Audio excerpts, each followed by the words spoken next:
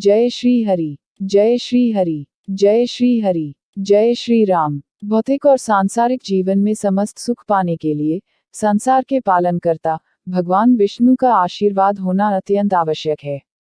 और भगवान श्रीहरि विष्णु को प्रसन्न करने के लिए शास्त्रों में सबसे बड़ा व्रत एकादशी बताया गया है। हर माह 2 एकादशियों के लिहाज से एक वर्ष में 24 एकादशी आती हैं। जब अधिक मास होता है तो ये 26 हो जाती हैं। प्रत्येक एकादशी को अति पुण्यकारी माना गया है।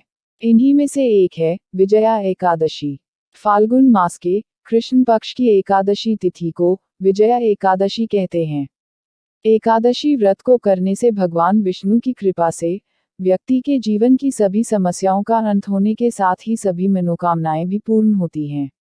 धार्मिक मान्यताओं के अनुसार एकादशी व्रत रखने से व्यक्ति के पाप नष्ट हो जाते हैं और मोक्ष की प्राप्ति होती है। यह एकादशी भगवान विष्णु को परम प्रिय है। इस वर्ष विजया एकादशी का व्रत 9 मार्च दिन मंगलवार को पड़ रहा है। यदि आप भी जीवन के संकटों से मुक्ति पाना चाहते हैं तो यह व्रत अवश्य करें। इस दिन भगवान श्री हरि का पूजन पुष्प, जल, रोली तथा विशिष्ट सुगंधित पदार्थों से करना चाहिए। विजया एकादशी को बहुत ही पुण्य फलदायिनी बताया गया है। इस दिन व्रत रखने के साथ साथ दान पुण्य के कार्य करने का भी विशेष महत्व माना गया है। तो चलिए जानते हैं विजया एकादशी व्रत का महत्व, शुभ मुहूर्त और व्रत पूजन विधि, पारण समय और पारण विधि। उससे पहले यदि आप हमारे चैनल पर नए हैं और आपने अभी तक सब्सक्राइब नहीं किया है तो प्लीज़ हमारे चैनल को सब्सक्राइब करें और बेल आइकॉन पर क्लिक करें ताकि आपको हमारे आने वाले हर वीडियो की अपडेट मिलती रहे।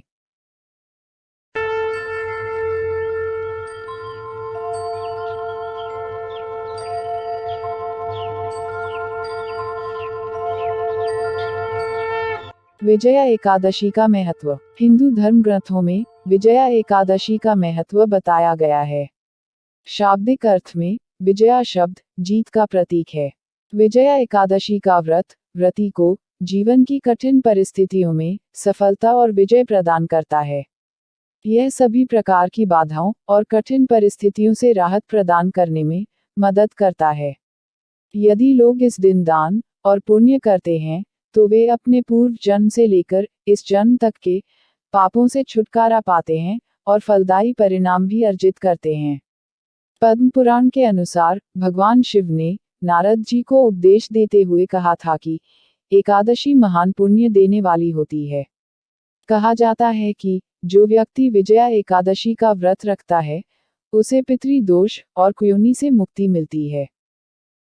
विजया एकादशी तिथि आरंभ और समाप्ति समय एवं पारणा शुभ मुहूर्त। विजया एकादशी 9 मार्च दिन मंगलवार को है। एकादशी तिथि आरंभ 8 मार्च 2021 दिन सोमवार शाम में 3:44 से।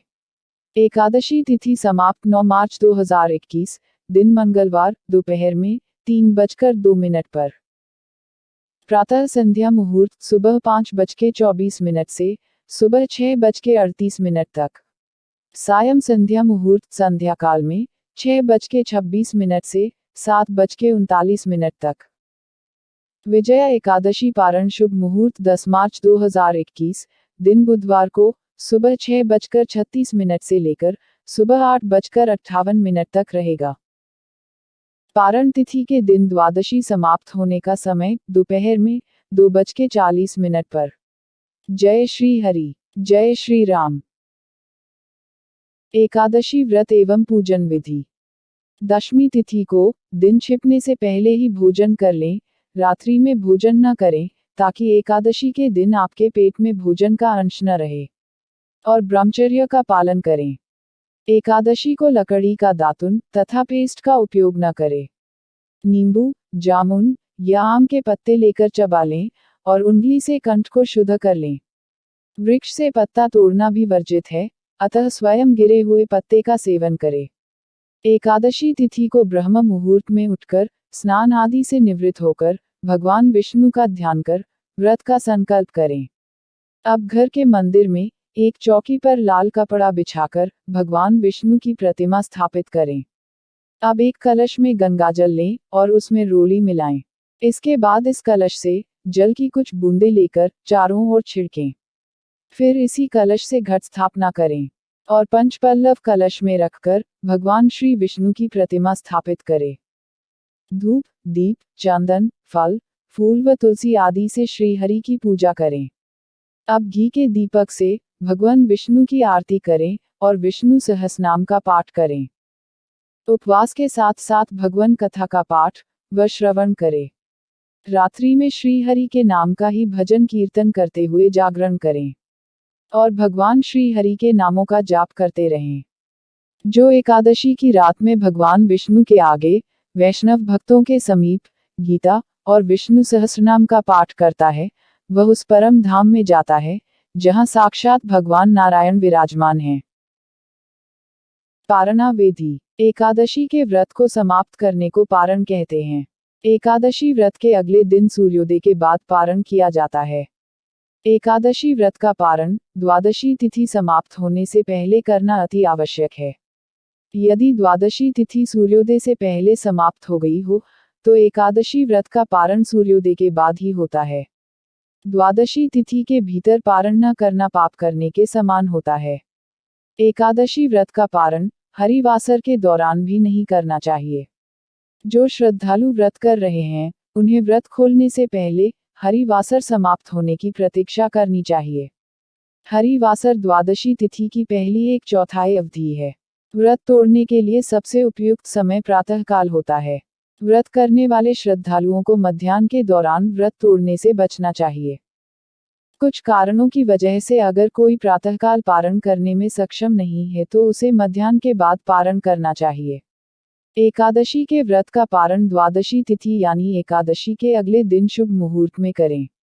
सुबह जल्दी उठकर स्नान करने के पश्चात पूजन करें और भोजन बनाएं और भगवान श्री विष्णु को भोग लगाएं। किसी जरूरतमंद या फिर ब्राह्मण को भोजन करवाकर दान दक्षिणा देने के पश्चात सम्मानपूर्वक विदा करें।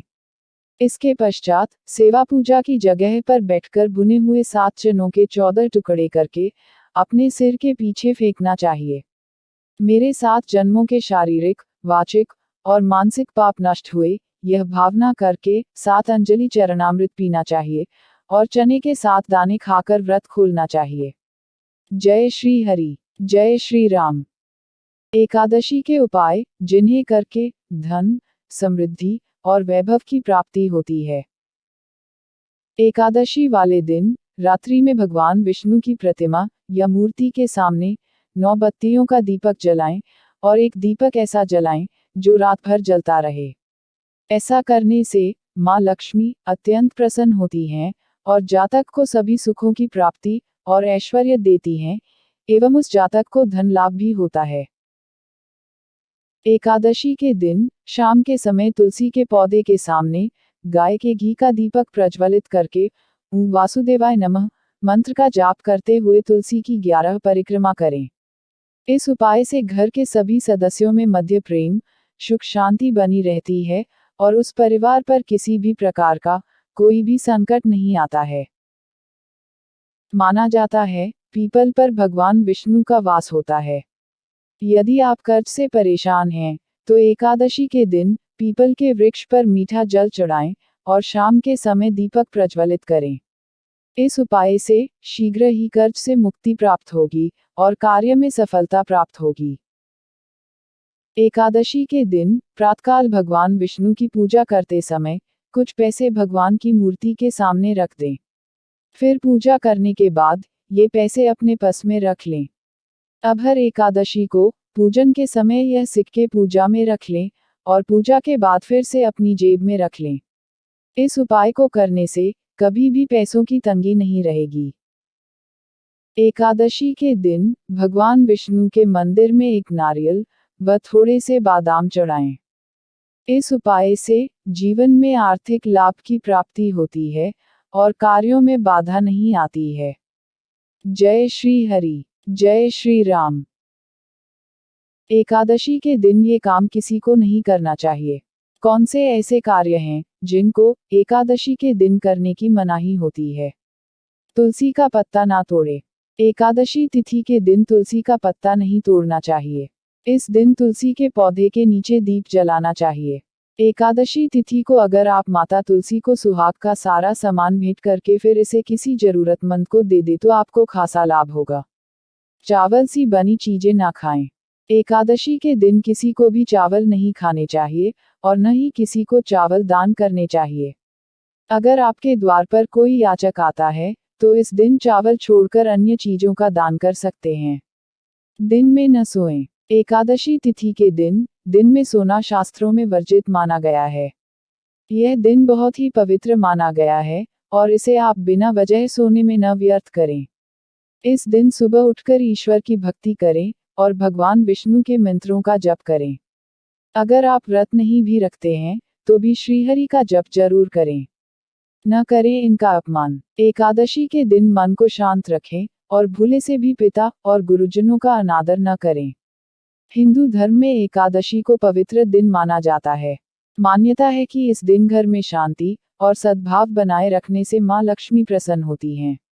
न खाएं ये चीजें। एकादशी के दिन मसूर, उड़द, चने, गोभी, गाजर, शलजम, पालक का साग इत्यादि सेवन नहीं करना चाहिए।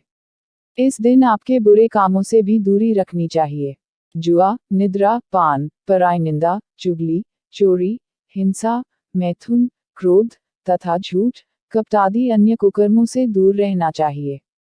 झाड़ू न लगाएं। एकादशी के दिन घर में झाड़ू न लगाएं। इससे चींटी आदि सूक्ष्म जीवों की मृत्यु का भय रहता है। इस दिन बाल न कटाएं। मधुर बोलें, अधिक न बोलें। अधिक बोलने से न बोलने योग्य वचन भी निकल जाते हैं। सत्य भाषण करना चाहिए। बोलिए एकादशी माता की जय हो। बोलिए लक्ष्मी नारायण भगवान की जय हो। जय श्री हरि। जय श्री हरि। जय श्री हरि। जय श्री राम।